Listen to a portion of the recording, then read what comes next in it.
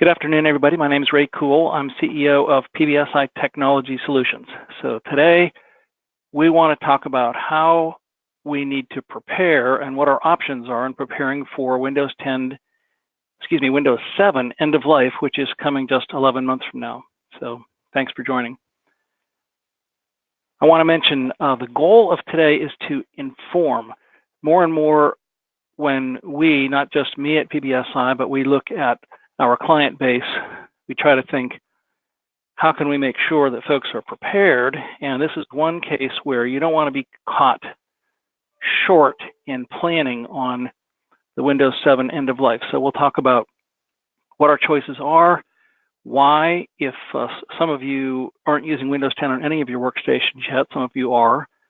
We'll talk about what the choices are in terms of if you decide to upgrade, how might you best choose to license Windows 10, and some other important details along the way. Particularly, we've done just a ton of work over many years now in maintaining and continuing to update Windows 10 setup recommendations, how to use Windows 10 most efficiently to avoid initial and ongoing people who just don't like Windows 10, and there aren't many of those anymore, but setup is really important. So thank you for joining.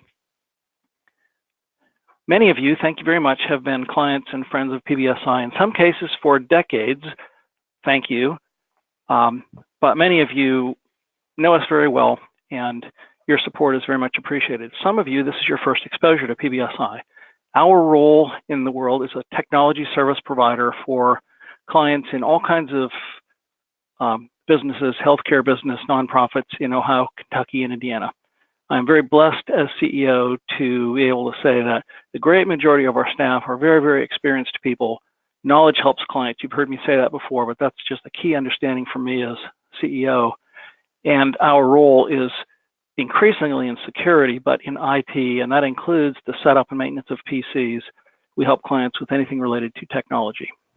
So I'm going to dive into Windows 7 end of life. So what exactly does it mean that Microsoft has announced end of life?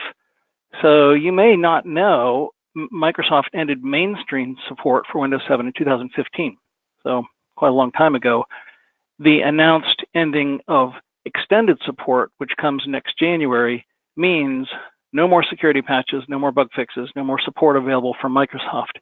So can we continue to use Windows 7 beyond that date?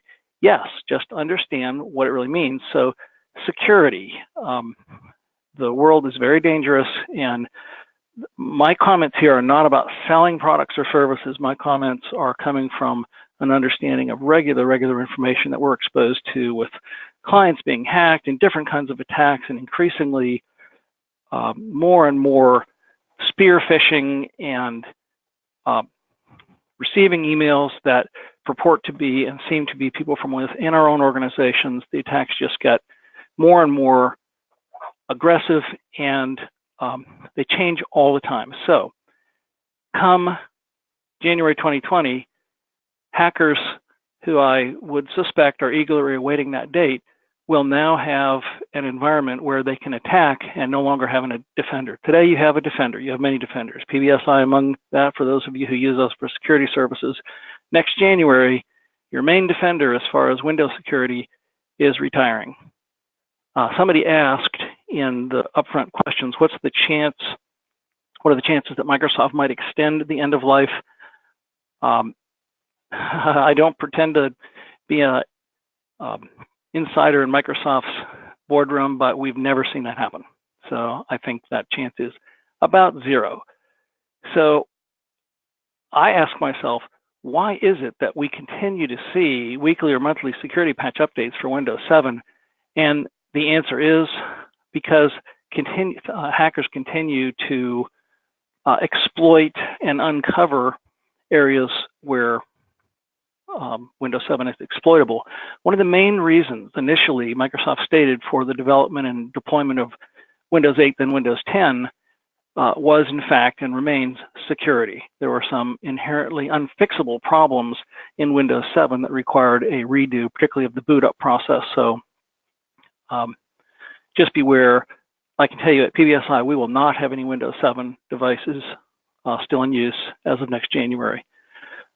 So for those of you who have compliance requirements in healthcare, HIPAA requires updated security patches. When an operating system that's in use goes out of extended support, it immediately becomes a HIPAA violation to continue to use that operating system in your organization. That happened with Windows 2003 a couple of years ago and required a lot of work. Windows 2003 Server. Now this is happening with Windows 2007, and a HIPAA audit would result in an automatic fail subject to fines. So many of you are not in healthcare, however, you have compliance requirements through other bodies. So there's potentially financial risk, and I'm not trying to frighten anybody, just identify this is an important thing to understand. And you know, my perspective as a business person myself, I ask this question when it comes time to a capital investment, is it something that can be avoided? And in this case, really, unless somebody's just willing to roll the dice, you're not going to avoid upgrading or replacing your Windows 7 PCs, and delaying it serves what purpose? So that is a personal comment, and my goal today really is not to make personal comments so much as present the facts so you can make your own judgments about what to do. So end of life is coming. So there are four choices basically. One, continue to use Windows 7. We just talked about that at your own risk. There's nothing that will make it stop working. The three alternatives: purchase new PCs, which frankly for most Windows 7 PCs, that will be the ultimate recommendation.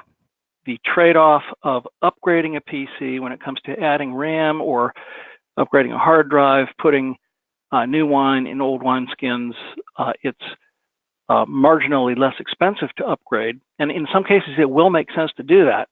But generally speaking, for most of us, so if the PC is in a conference room or someplace where it's rarely used, then fine. Don't, who wants to spend more money than is needed? But for staff who are using PCs on a regular basis, generally speaking, we'll want to replace. So you can purchase PCs less costly. A couple of things I'm going to comment in purchasing PCs. One is we absolutely recommend SSD hard drives on a purchase today. Anybody who's used a spinnable hard drive and then gone to an SSD hard drive, this is a solid state hard drive that is not spinnable. It operates much, much faster than a spinnable hard drive on virtually every PC and every environment. It makes an immediate difference, and you think, whoa, I just got a new PC, when in fact it's the hard drive that makes the difference.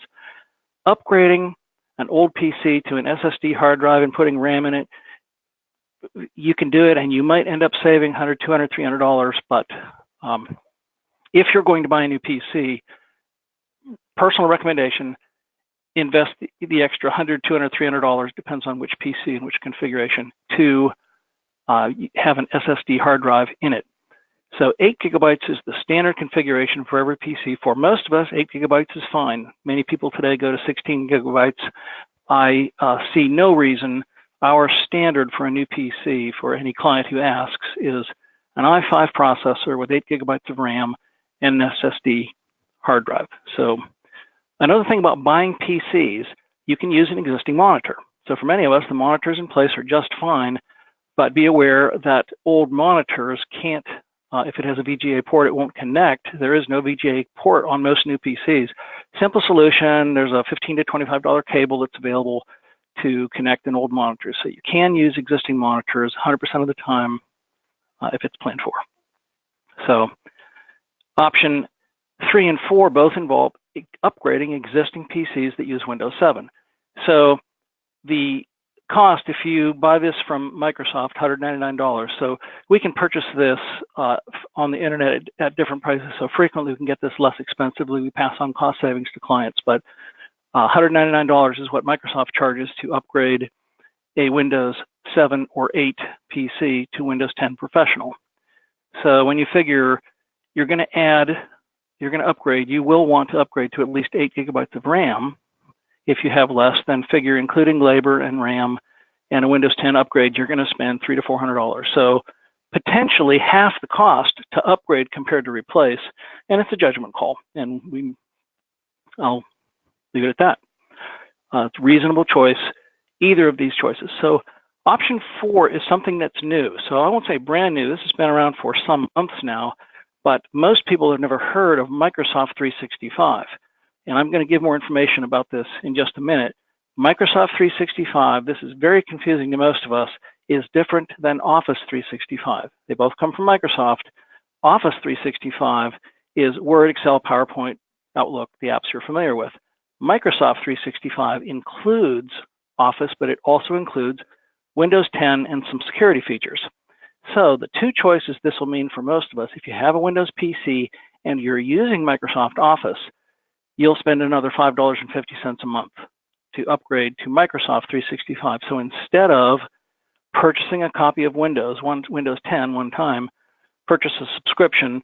And if you do the math, it's about a 36-month payback, which is typical for Microsoft products.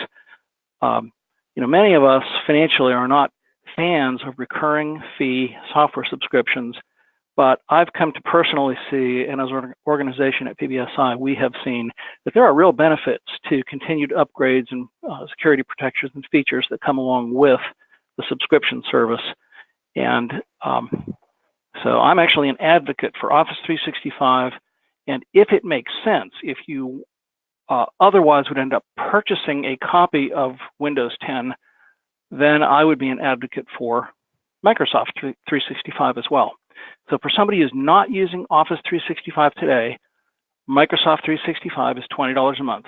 That includes Office and it includes Windows. So a bit more information, because this is, for most people, well, I won't say most people, it's a potential source of confusion. And it's just so unusual that Microsoft, to me, has named Office 365 and Microsoft 365 so similarly. But net cost of Office 365, there are choices. And I'm going to use a couple of Microsoft links to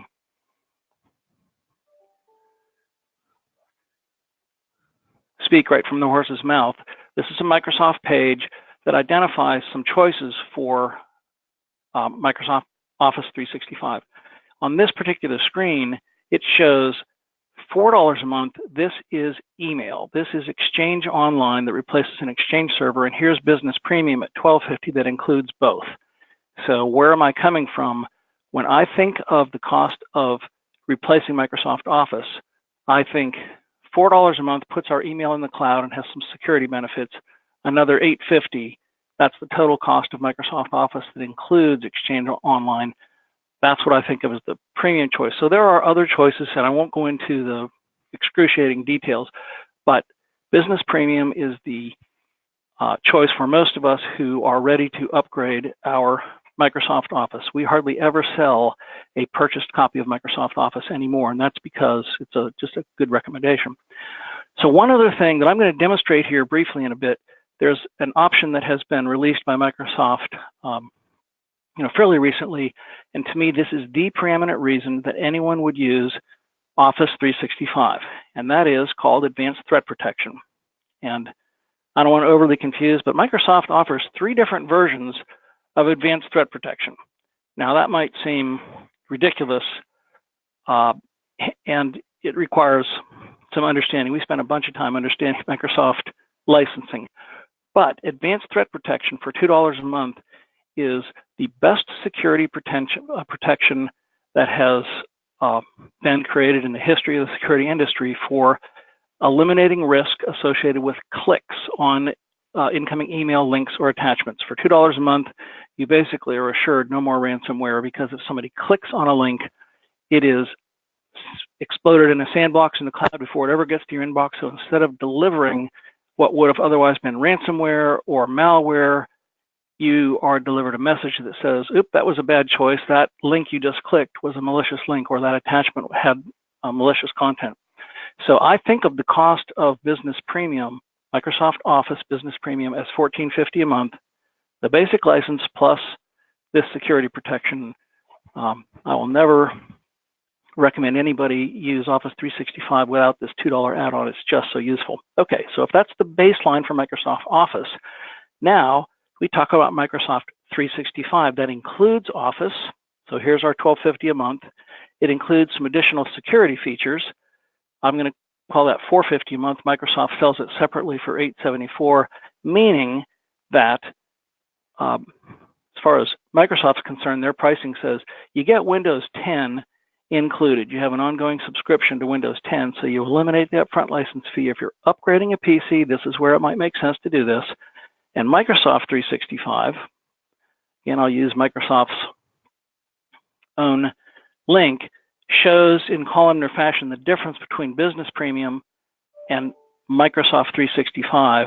And I'm going to ignore the places where the check marks are the same. I'm going to come down and identify that there are some security features built into Microsoft 365, and there are some device management features for mobile protection that are kind of interesting. How important these are, this would be subject to some detailed discussion. But the other thing is that this includes Windows 10 Professional when upgrading from Windows 7 or 8. So, hope that's not too confusing, but your choices of Microsoft Office or Microsoft 365, the net difference, if you are upgrading a Windows 7 PC and you already have Office, you're going to spend another $5.50 a month. If you don't have Office, you'll spend $20 a month. So I think it's legitimately a choice when somebody's going to upgrade a Windows 7 PC that they either do it with a purchased copy or with Microsoft 365. It simply is going to depend on individual circumstance. So, Windows 10. Some of us use Windows 10 on many of our workstations in the office, and I know this from the questions that you answered in registering for this webinar. Many of you don't yet use Windows 10 in your office, and what I want to acknowledge is that there is still out there a lot of conversation about, is Windows 10 great or is it terrible? What do I think about Windows 10? So the fact is, it's either a fantastic step forward or it's a productivity killer, which is true. So is it more secure? Yes, it is. When it boots up, the under the surface process no longer permits a rootkit. Nothing can get underneath the surface, as was and still remains true with Windows 7, which is not the only, but a very, very significant security benefit that was originally released in Windows 8, still placed in Windows 10. It is more secure, and there are a lot of other security features than just the boot up. Is it stable? Absolutely yes. Extremely stable, as is Windows 7. Is it faster to boot it? Yes, it is. When you reboot your PC, you'll notice that that it comes up more quickly than Windows 7 does. And if you have an SSD hard drive, it comes up lots more quickly. So the speed of Windows 10 seems to be very, very good. Is it faster in operation? It's really hard to discern this, but statistics say it's marginally true. And are the graphics cleaner and better? This is a matter of opinion. So is it a fantastic step forward? Absolutely, some improvements have been made. But is that the reason that you would upgrade from 7 to 10? I don't think so. You're not, well, security, yes, that might be the reason, but I'm one who doesn't believe in fixing something that's not broken. So for most of us, we're talking about upgrading because it's going to be required security-wise. Is it a productivity killer? No. It can be avoided. Setup issues and learning issues can be avoided almost completely by effective setup. So I'm going to just do some quick review of some setup recommendations, and each of you who are attending will receive by email a copy of the document that I'm going to use here in a moment to talk about how Windows 10 setup choices can make a big difference in its cleanliness. This is a diagram that describes Office 365 Advanced Threat Protection, where if you click on an email that has a, quote, bad link, instead of getting delivered a piece of malware, you get a message that says this website or this attachment has been classified as malicious because it's sent through a sandbox in the cloud before it ever comes back to your inbox. And this works, by the way, if you're using Office 365, even when you're on your phone, this same protection exists. So setup recommendations. Basically, the setup recommendations are about visual, file access, some settings, security settings, browser settings, and I'm going to use now this document that you'll receive as an attachment to just talk about a couple of these. So basically, we want to choose, for most of us, there's some personal opinion that comes into this, secure versus unsecure, clean versus clutter, fast versus fun. If you want to have games on your PC, fine, but it's you can uninstall and set your PC for speed, which in a workplace, most of us, I would say that's what we want. And consistent, supportable versus individual freedom. Those who say, I want my PC set up just the way I want to, fine. There are all kinds of choices that can still be made, but in some cases, it's a wise thing for an organization to opt for consistency and supportability. So among the areas, I'll just talk briefly. One is menu setup. So with Windows 10, I'm on a Windows 10 PC. I'm going to click my lower left-hand corner, which is my Start button. So on my Start button, the left-hand column, when I can scroll through, is all the apps on my PC. The right-hand side is my Start menu.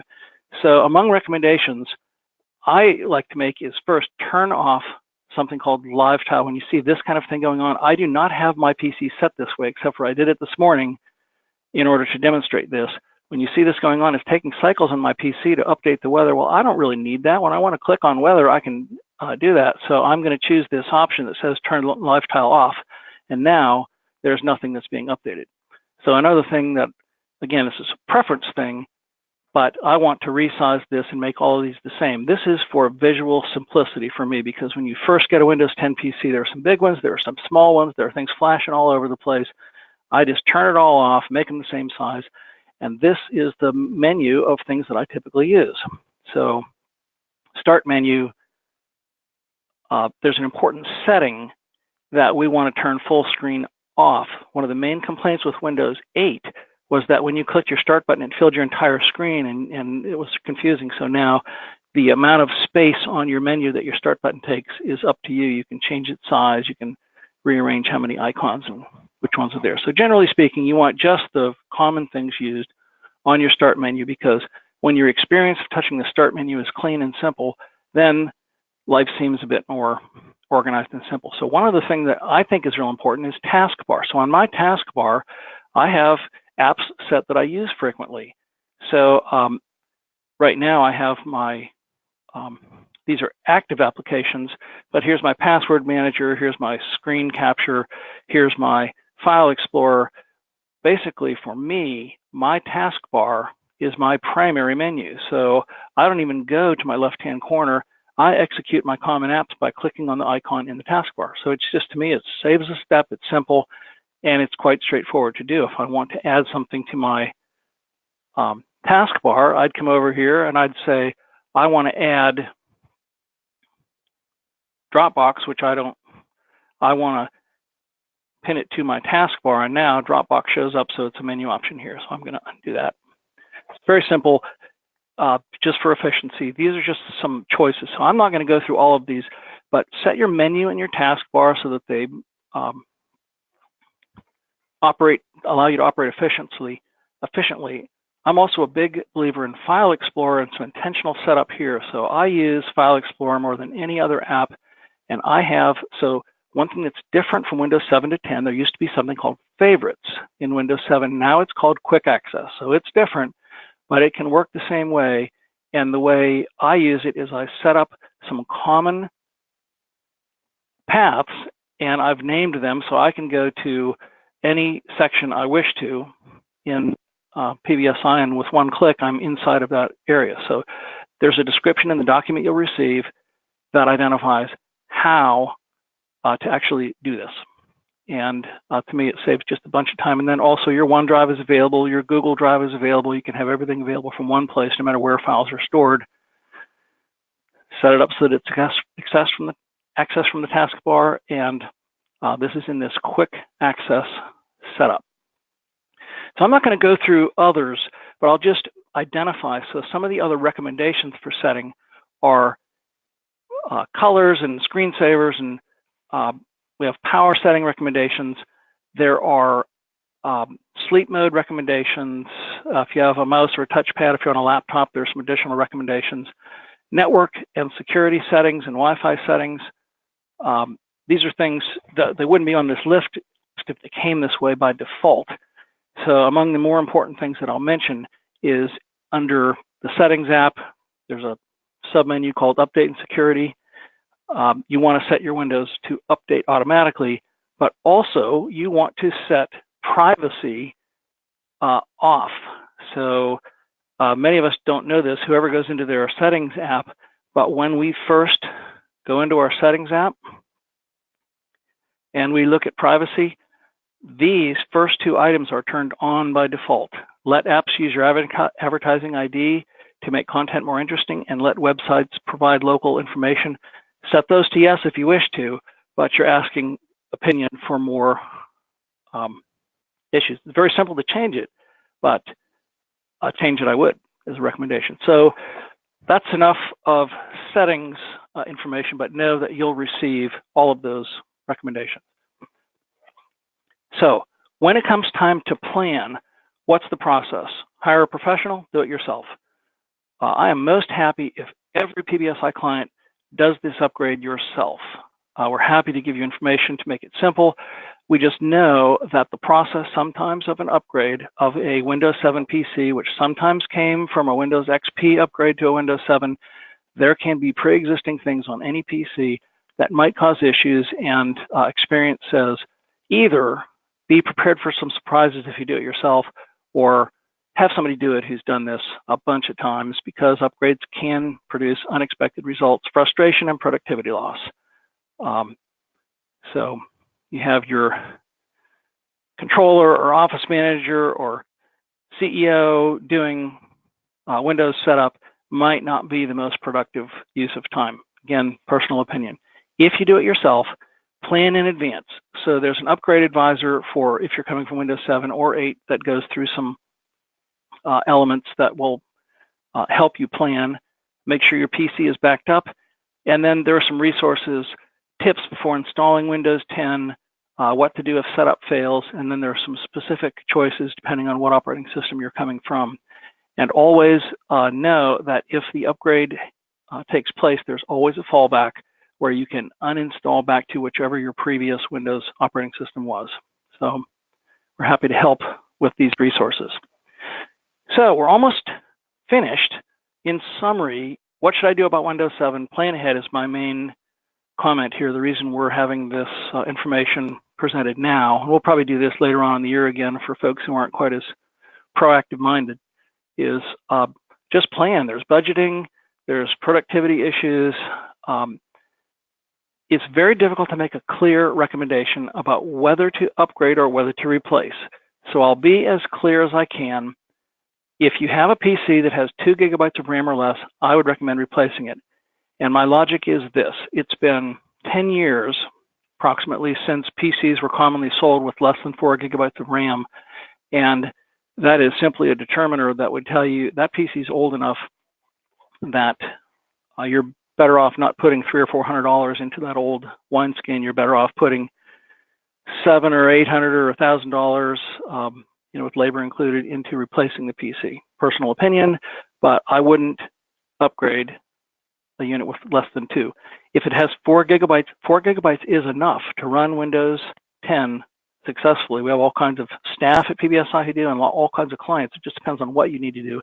But if you have a PC with 4 GB, then look at the upgrade, because that PC was probably purchased recently enough that it's reasonable to put a lower amount of money into it. So there are all kinds of more details, but just a rule of guideline. If you have more than a few PCs, consider phasing them in. Simply a budgeting thing and a productivity thing. And the reason for having this communication now is plan in advance and things will go more smoothly. So I want to thank you for your attendance. We're finished with content. Everyone will receive this setup recommendations document. And if you have questions, contact us. We sell PCs and laptops at Dell website prices. And when we provide a unit, we set them up using PBSI recommendations. So buying PCs from PBSI isn't something that's required. Certainly everybody is free to purchase them wherever, but we try and make it such that buying hardware from us is no more expensive than what you do on your own. You're simply getting the hassle out of the purchase, the receive, the setup. So we're happy to quote prices. And then there are other security services and so forth, but many of you already know about those. We are finished, and I want to thank you for your attendance. Hope everybody has a good day.